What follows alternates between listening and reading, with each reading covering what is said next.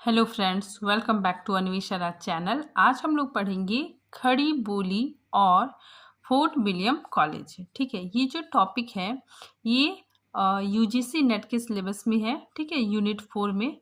तो आज हम लोग इस टॉपिक को पूरे डिटेल से पढ़ेंगे। ठीक है, सबसे पहले हम लोग जानते हैं कि खड़ी बोली, ठीक है, खड़ी बोली आंदोलन क्या था। ठीक है, और खड़ी बोली की शुरुआत कैसे होती है। ठीक है, तो इस चीज़ को हम लोग जानते हैं। ठीक है, देखिए 19वीं शताब्दी के पहले से ही खड़ी बोली की रचनाएं मिलनी शुरू हो जाती है। ठीक है, तो 19वीं शताब्दी से पहले ही खड़ी बोली की रचनाएं मिलना शुरू हो जाती है। ठीक है, इसके बाद फोर्ट विलियम कॉलेज ने इसमें अपनी महती भूमिका निभाई। ठीक है, इसके बाद फोर्ट विलियम कॉलेज ने अपनी महत्वपूर्ण भूमिका निभाई। ठीक है, आगे देखिए 1803 ईस्वी में लिखी गई लल्लू लाल की रचना प्रेम सागर और सदल मिश्र, ठीक है, सदल मिश्र की रचना चंद्रावली या नासिकितो पखान खड़ी बोली की पहली रचनाएं हैं। ठीक है, तो ये दोनों खड़ी बोली की पहली रचनाएं हैं जो फोर्ट विलियम कॉलेज में लिखी गई थी। ठीक है, आगे देखिए, हालांकि खड़ी बोली के जो शब्द हैं, ठीक है, जो खड़ी बोली का जो शब्द है वो हमें अमीर खुसरो के रचनाओं में देखने को मिलता है। ठीक है, तो देखिए हालांकि खड़ी बोली के जो शब्द हैं वे अमीर खुसरो के यहाँ यहाँ से ही शुरू हो जाते हैं, मतलब अमीर खुसरो के रचनाओं में देखने को मिलता है। लेकिन विधिवत तरीके से जब विकास और आंदोलन का रूप जहाँ से दिखाई पड़ता है वो फोर्ट विलियम कॉलेज से शुरू होता है। ठीक है, अगर हम विधिवत तरीके से देखें, ठीक है, तो इसका विकास फोर्ट विलियम कॉलेज से शुरू होता है। खड़ी बोली गद्य परंपरा में इनसे पहले चंद छंद वर्णन की महिमा, ठीक है, इसके रचनाकार गंग कवि, ठीक है, भाषा योग वशिष्ठ, ठीक है, इसके रचनाकार राम प्रसाद निरंजनी, ठीक है, व पदम पुराण वचनिका, ठीक है, इसके रचनाकार दौलत राम। ठीक है, तो इन रचनाओं का भी नाम आता है। ठीक है, लेकिन इसकी प्रामाणिकता के विषय में संदेह है। ठीक है, तो यहाँ पे बताया जा रहा है ये जो 3 रचनाएं आती है, ठीक है, ये इन तीनों रचना में, ठीक है, खड़ी बोली गद्य लेखन में प्रथम रचनाओं के दौर में आती है। ठीक है, तो ये खड़ी बोली गद्य लेखन में प्रथम रचनाओं के दौर में आती है। ठीक है, लेकिन इसकी प्रामाणिकता में संदेह है और इन रचनाओं में खड़ी बोली का प्रयोग देखने को मिलता है।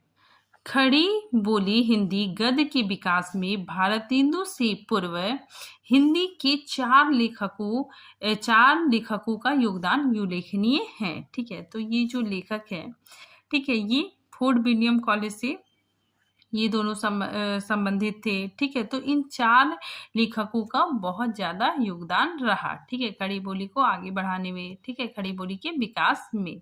ठीक है, तो देखिए ये 4 लेखक कौन कौन है? लल्लू लाल, ठीक है, सदन मिश्र, सदा सुख लाल और इंसा अल्लाह खान। ठीक है, तो देखिए लल्लू लाल और सदल मिश्र, ठीक है, इन दोनों का संबंध फोर्ट विलियम कॉलेज से था। ठीक है, तो देखिए फोर्ट विलियम कॉलेज में ये कार्यरत थे। ठीक है, साथ ही ये भाका पंडित थे। ठीक है, और ये फोर्ट विलियम कॉलेज से संबंधित थे। ठीक है, फिर आगे देखिए सदा सुखलाल और इंसा अल्लाह खान। ठीक है, ये दोनों ने, ठीक है, इन दोनों ने स्वतंत्र रूप से गद्य रचना की है। ठीक है, तो ये दोनों स्वतंत्र रूप से गद्य रचनाएं करते थे। ठीक है, और इनका संबंध फोर्ट विलियम कॉलेज से नहीं था।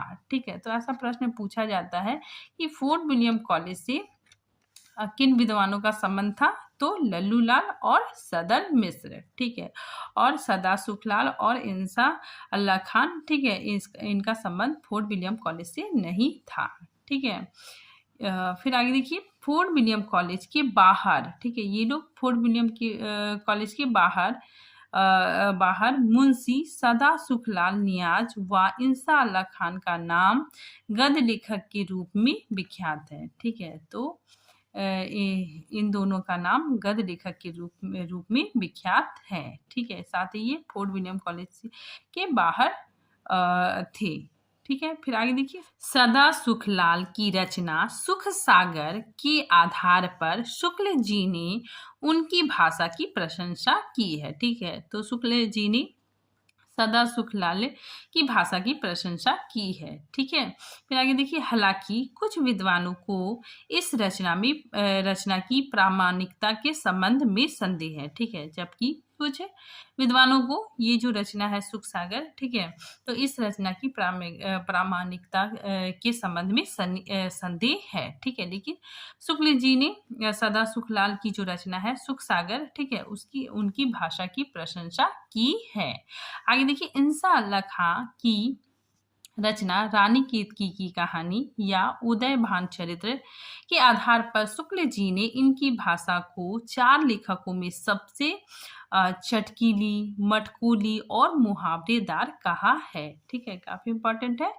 ठीक है, कि शुक्ल जी ने इंसा अल्लाह खान की जो रचना है रानी केतकी की कहानी, ठीक है, इनकी भाषा को चारों लेखकों में से चटकीली, मटकूली और मुहावरेदार कहा है।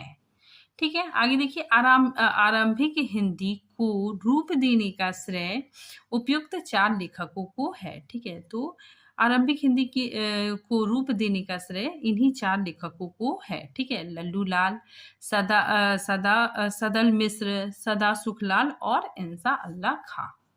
अब देखिए, अदालती भाषा को लेकर संघर्ष। ठीक है, तो देखिए, अभी हिंदी का स्वरूप विकसित हो ही रहा था। ठीक है, तब तक अदालत में किस भाषा का प्रयोग होगा, ठीक है, उसको लेकर संघर्ष चलने लगा। ठीक है, तो अदालत में किस भाषा का प्रयोग होगा, ठीक है, इस चीज को लेकर विवाद होने लगा। ठीक है, आगे देखिए, 1836 ईस्वी में एक आदेश के बाद अदालतों में देसी भाषा का प्रयोग शुरू हुआ। ठीक है, संयुक्त प्रांत, ठीक है, संयुक्त प्रांत मतलब उत्तर प्रदेश। ठीक है, देखिए मैंने यहाँ लिखा भी है कि उत्तर प्रदेश को उस समय संयुक्त प्रांत के नाम से जाना जाता है। ठीक है, जाना जाता था। ठीक है, तो संयुक्त प्रांत उत्तर प्रदेश में भी फारसी के साथ नागरी लिपि का भी प्रचलन शुरू हुआ, लेकिन सांप्रदायिक दुराग्रहों के कारण 1837 ईस्वी में उर्दू पूरे प्रांत की अदालती भाषा बन गई। ठीक है, तो काफी ज्यादा विवाद होने के बाद अंग्रेजों ने उर्दू को पूरे प्रांत की अदालती भाषा बना दी। ठीक है, कैसे, देखिए यहाँ पे। ठीक है, यहाँ एक तरीके से, ठीक है, हिंदी उर्दू विवाद शुरू हो गया। ठीक है, तो हिंदी उर्दू विवाद शुरू हो गया और अदालती भाषा कौन सी रहेगी, ठीक है, हिंदी रहेगी, ठीक है, या उर्दू रहेगी, इसको लेकर विवाद होने लगा। ठीक है, 1837 ईस्वी में अंग्रेजों ने, ठीक है, जल्दीबाजी में, ठीक है, या फिर अंग्रेजों ने निर्णय लिया कि उर्दू पूरे प्रांत की अदालती भाषा होगी।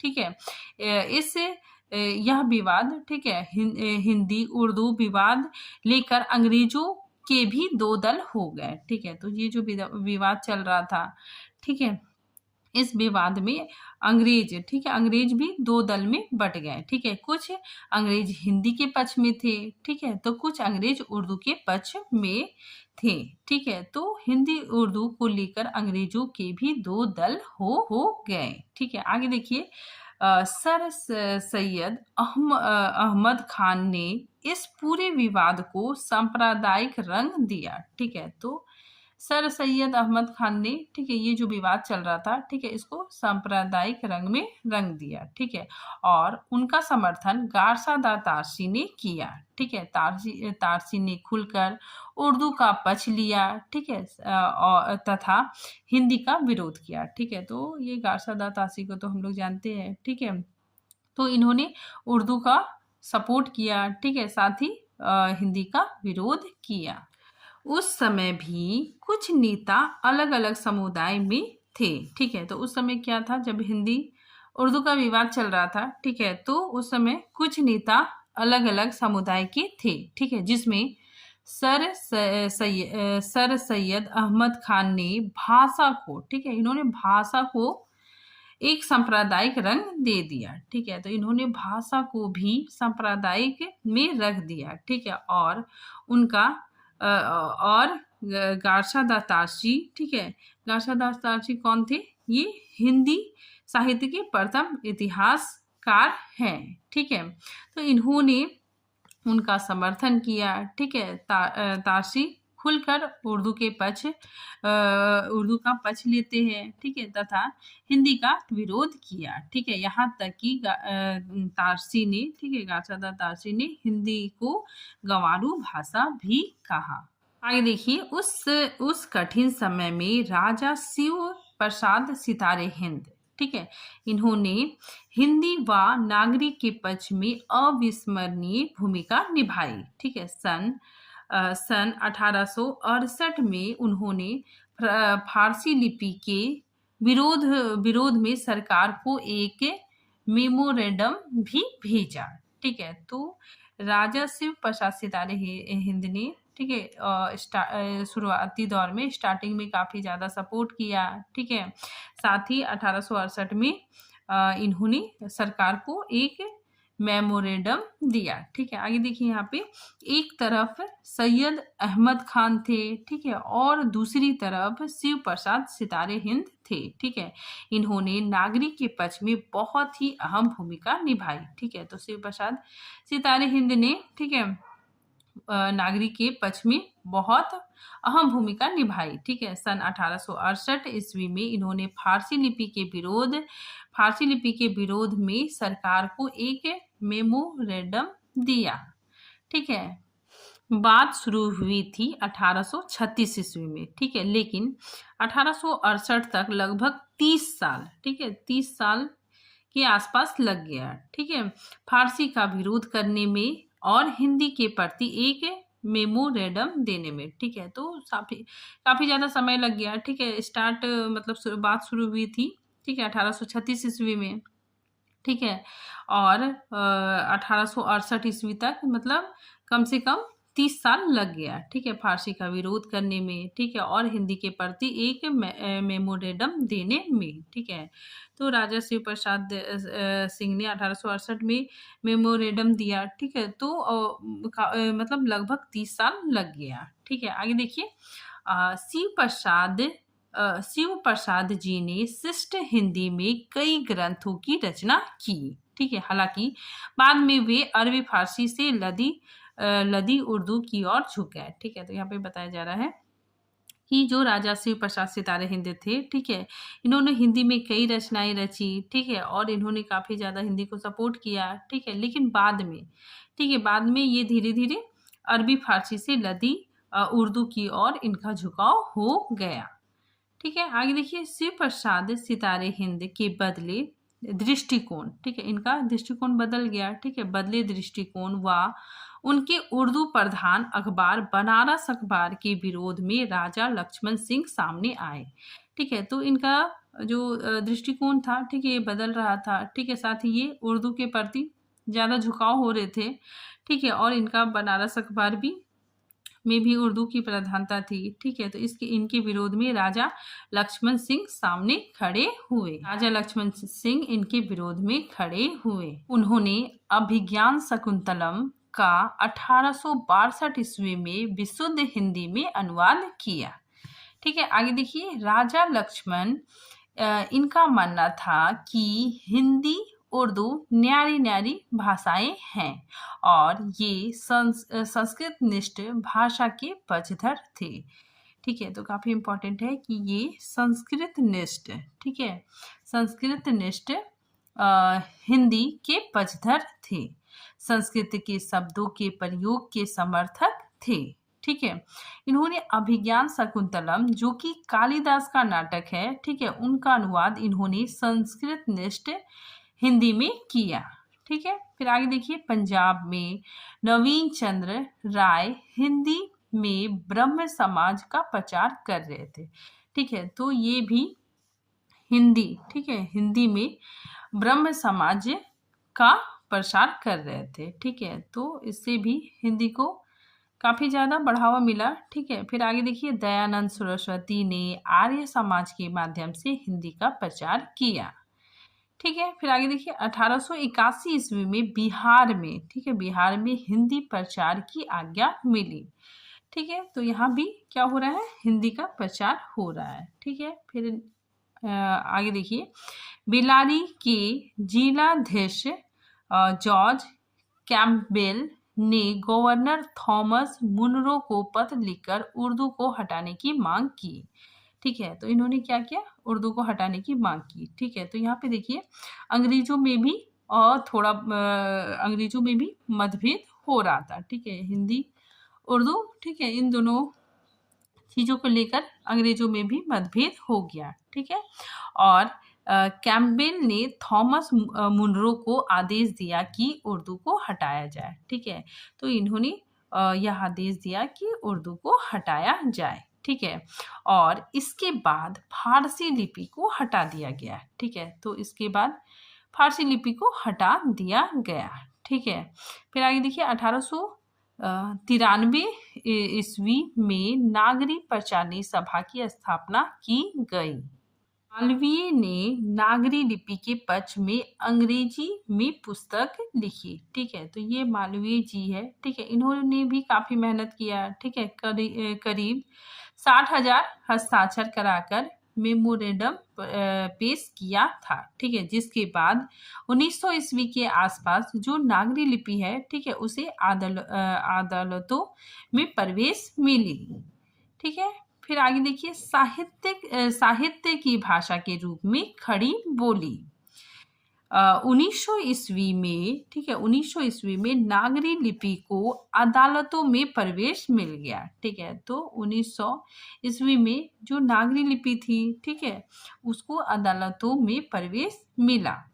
इसी बीच भारतेंदु युग में खड़ी बोली गद की विपुल मात्रा में सर्जन हुई। ठीक है, विपुल मात्रा मतलब व्यापक मात्रा में लिखी गई। ठीक है, हिंदी गद्य थी, ठीक है, वो व्यापक मात्रा में लिखी गई। ठीक है, देखिए, भारतेंदु मंडल के जितने भी लेखक थे, ठीक है, उन्होंने खड़ी बोली गद्य में निबंध, ठीक है, उपन्यास, कहानियां, यात्रा वृत्त आदि लिखना शुरू किया। ठीक है, साथ ही साथ पत्र पत्रिकाओं का संपादन करना शुरू किया।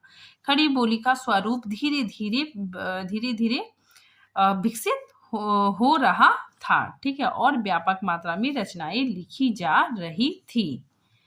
ठीक है, फिर आगे देखिए, सन 1884 में भारतेंदु ने संसार में जो बड़ी बड़ी घटनाएं हुई है, ठीक है, उसका समय निर्णय करने के लिए कालचक्र, ठीक है, कालचक्र तैयार किया। ठीक है, तो कालचक्र क्या है, कालचक्र नाम की एक रचना है। ठीक है, जो भारतेंदु जी ने लिखी थी। ठीक है, तो ये ऐतिहासिक घटनाओं का कालकन की सूची है। ठीक है, तो देखिए, यहाँ पे क्वेश्चन पूछा जा सकता है कि कालचक्र किसकी रचना है, तो भारतेंदु हरिश्चंद्र की रचना है। ठीक है, और यह इतिहास ग्रंथ है। ठीक है, आगे देखिए, भारतेंदु ने इसमें नोट किया हिंदी नई चाल में ढली। ठीक है, सन 1873 ईस्वी में। ठीक है, तो ये बहुत बार पूछा जाता है। ठीक है, कि ये किसने कहा, तो भारतेंदु हरिश्चंद्र जी ने कहा था कि हिंदी नई चाल में ढली। ठीक है, सन 1873 ईस्वी में। इसी वर्ष 1873 ईस्वी में हरिश्चंद्र मैगजीन का प्रकाशन आरंभ हुआ। ठीक है, इसके बाद 1900 ईस्वी में सरस्वती पत्रिका आरंभ हुई। ठीक है, और महावीर प्रसाद द्विवेदी ने खड़ी बोली को मानक रूप दिया। ठीक है, तथा पद की भाषा के रूप में खड़ी बोली को प्रतिष्ठित हुई। ठीक है, तो महावीर प्रसाद द्विवेदी ने काफी ज्यादा योगदान दिया। ठीक है, और इन्होंने पद की भाषा के रूप में खड़ी बोली को प्रतिष्ठित किया। ठीक है, आगे देखिए, सन 1910 में हिंदी साहित्य सम्मेलन प्रयाग की स्थापना हुई। ठीक है, इसके बाद खड़ी बोली स्वतंत्रता संग्राम की भाषा बनी। ठीक है, तथा स्वतंत्रता पश्चात भारत की राज्य भाषा बनी। ठीक है, अब हम लोग पढ़ते हैं फोर्ट विलियम कॉलेज। ठीक है, देखिए इसकी स्थापना 10 जुलाई 1800 ईस्वी में कोलकाता में हुई। ठीक है, और इसके गवर्नर जनरल लॉर्ड वेलेजी थे। ठीक है, और इन्होंने युवा सिविल सेवकों को प्रशिक्षित करने के लिए फोर्ट विलियम कॉलेज की स्थापना हुई। वेलेजी का मानना था कि सिविल सेवकों को स्थानीय भाषा, संस्कृति आदि का ज्ञान होना चाहिए। ठीक है, आगे देखिए, यहाँ हिंदी, मराठी, गुजराती, तमिल आदि देसी भाषाओं में पुस्तक अनुदित होती थी। ठीक है, तो यहाँ केवल हिंदी में ही नहीं बल्कि जितने भी क्षेत्रीय भाषाएं हैं, मराठी, गुजराती, तमिल, ठीक है, उसका भी अनुवाद होने लगा। ठीक है, तो उनका भी धीरे धीरे यहाँ अनुवाद शुरू हो गया। ठीक है, आगे देखिए, हिंदी हिंदुस्तानी विभाग के अध्यक्ष जॉन गिलक्राइस्ट थे। उर्दू तथा भाखा, ठीक है, भाखा के लिए अलग मुंशी नियुक्त हुए। ठीक है, भाखा मुंशी के रूप में लल्लूलाल, ठीक है, और सदल मिश्र नियुक्त हुए। ठीक है, तो काफी इंपॉर्टेंट है कि लल्लूलाल तथा सदल मिश्र, ठीक है, ये लोग क्या थे, भाखा मुंशी पद पर नियुक्त हुए। ठीक है, तो लल्लूलाल तथा सदल मिश्र ने भाखा मुंशी पद पर काम किया। ठीक है, और इन दोनों का संबंध फोर्ट विलियम कॉलेज से था। ठीक है, तो चलिए इन लोगों के बारे में थोड़ा सा हम लोग डिटेल से पढ़ लेते हैं। ठीक है, तो देखिए लल्लूलाल, ठीक है, 1800 ईस्वी में फोर्ट विलियम कॉलेज में भाखा मुंशी पद पर नियुक्त हुए। ठीक है, और इनकी महत्वपूर्ण रचनाएं सिंहासन बत्तीसी, ठीक है, 1801 ईस्वी में, बेताल पच्चीसी, ठीक है, शकुंतला नाटक, ठीक है, 1810 ईस्वी में, प्रेम सागर, इनका काफी इंपॉर्टेंट रचना है। ठीक है, इनको सबसे ज्यादा प्रसिद्धि मिली। ठीक है, सभा विलास, माधोनल, ब्रज भाषा व्याकरण, ठीक है, 1811 ईस्वी। फिर नेक्स्ट लतायक ई हिंदी, ठीक है, 1810 ईस्वी। ठीक है, तो ये इनकी प्रमुख रचनाएं हैं। ठीक है, आगे देखिए, इन्होंने संस्कृत प्रेस की स्थापना कलकत्ता, ठीक है, कलकत्ता फिर आगरा में की। आगे देखिए, लल्लूलाल उर्दू को यामनी भाषा कहते थे। ठीक है, फिर आगे देखिए, लल्लूलाल ने बेजुबान ई रेख्ता शब्द का प्रयोग लतायक ए हिंदी के लिए किया था। ब्रज भाषा व्याकरण ही इनकी मौलिक रचना है। ठीक है, तो काफी इंपॉर्टेंट है कि ब्रज भाषा व्याकरण ही इनकी मौलिक रचना है। ठीक है, राजनीति, ठीक है, 1802 ईस्वी, ठीक है, इस रचना में हितोपदेश की कहानियों से संबंधित ब्रज भाषा में अनुदित रचना है। ठीक है, फिर नेक्स्ट देखिए, माधव विलास, इसमें ब्रज भाषा में रचित चंपू काव्य है। ठीक है, फिर आगे देखिए, ये काफी इंपॉर्टेंट है। ठीक है, कि लाल चंद्रिका, ठीक है, बिहारी सतसई का टीका है। ठीक है, फिर नेक्स्ट देखिए, सदल मिश्र। ठीक है, तो सदल मिश्र फोर्ट विलियम कॉलेज के भाखा पंडित थे। ठीक है, और इनकी प्रमुख रचनाएं नासिकेतोपाख्यान या चंद्रावली, ठीक है, फिर नेक्स्ट रामचरित्र, ठीक है, 1850 ईस्वी में। तो इस रचना में आध्यात्म रामायण पर आधारित रचना रामचरित्र है। ठीक है, फिर नेक्स्ट देखिए, हिंदी पर्शियन वोकोबुलरी, ठीक है, मतलब हिंदी पर्शियन शब्द कोश, ठीक है, 1809 ईस्वी में इसकी रचना हुई। ठीक है, फिर आगे देखिए, स्वतंत्र रूप से, ठीक है, अगर हम देखिए तो स्वतंत्र रूप से हिंदी गद्य लिखने वाले मुंशी सदा सुखलाल और इंसा अल्लाह खां थे। सदा सुख लाल नियाज, ठीक है, इनकी प्रमुख रचनाएं मुतखाबुत वारिक, ठीक है, ये इनकी प्रमुख रचना है। ठीक है, 1818 ईस्वी में रचित है। ठीक है, नेक्स्ट देखिए, सुख सागर, ठीक है, ये रचना काफी इम्पोर्टेंट है। ठीक है, और बहुत ज़्यादा इसको प्रसिद्धि मिली। ठीक है, तो देखिए, सुख सागर यह विष्णु पुराण के कुछ उपदेशात्मक एवं नैतिक प्रसंग के आधार पर रचित रचना है। ठीक है, फिर आगे देखिए, फारसी बहुल उर्दू गद्य की प्रतिष्ठा होते देख इनका कथन था कि रस्मो रिवाज भाखा का दुनिया से उठ गया। ठीक है, तो ये कथन काफी प्रसिद्ध है। ठीक है, पूछा जाता है, तो ये कथन याद रखिएगा आप लोग। ठीक है, तो इन्होंने कहा रस्मो रिवाज भाखा का दुनिया से उठ गया। अब देखिए इंसा अल्लाह खां। ठीक है, इनकी रचना रानी केतकी की कहानी या उदय भान चरित्र हिंदी खड़ी बोली की इनकी प्रसिद्ध रचना है। ठीक है, इसे हिंदी की प्रथम मौलिक गद्य कथा कहा गया है। ठीक है, आगे देखिए इस कहानी से सर्वप्रथम लौकिक सिंगारमयी परंपरा का शुभारंभ हुआ। देखिए इंसा अल्लाह खां, ठीक है, इनका कथन है ये। ठीक है, तो देखिए इसमें किसमें रानी केतकी की कहानी। ठीक है, इस रचना में हिंदवी छुट और किसी बोली का पुट नहीं है। ठीक है, ठेठ हिंदी लिखने के उद्देश्य से यह रचना रची गई थी। ठीक है, तो ये कोटेशन इंसा अल्लाह खां जी का है। ठीक है, आगे देखिए हास्य प्रधान शैली की रचना। ठीक है, तो हास्य प्रधान शैली की रचना रानी केतकी की कहानी की भाषा सबसे चटकीली मटकीली अलंकृत किस्सा गोई शैली। ठीक है, किस्सा गोई शैली में लिखा गया। ठीक है, चलती और मुहावरेदार है। ठीक है, आगे देखिए इंसा अल्लाह खां ने अपनी भाषा को निम्न से मुक्त रखने की बात कही है। ठीक है, तो देखिए ये अपनी भाषा को मुक्त रखने की बातें बोलते हैं। तो देखिए सबसे पहले बाहर की बोली। ठीक है, बाहर की बोली मतलब अरबी फारसी तुर्की। ठीक है, इन शब्दों से मुझे दूर रहना है। ठीक है, तो इंसा अल्लाह खां कहते हैं कि बाहर की बोली से, ठीक है, जैसे अरबी फारसी तुर्की, ठीक है, इन शब्दों से मुझे दूर रहना है। ठीक है, नेक्स्ट गंवारू अर्थात ब्रज अवधि। ठीक है, तो गंवारू भाषा इसका मतलब क्या हो गया, ब्रज अवधि को इन्होंने गंवारू भाषा कहा है। ठीक है, तो इनसे भी, ठीक है, दूर रहना चाहते हैं।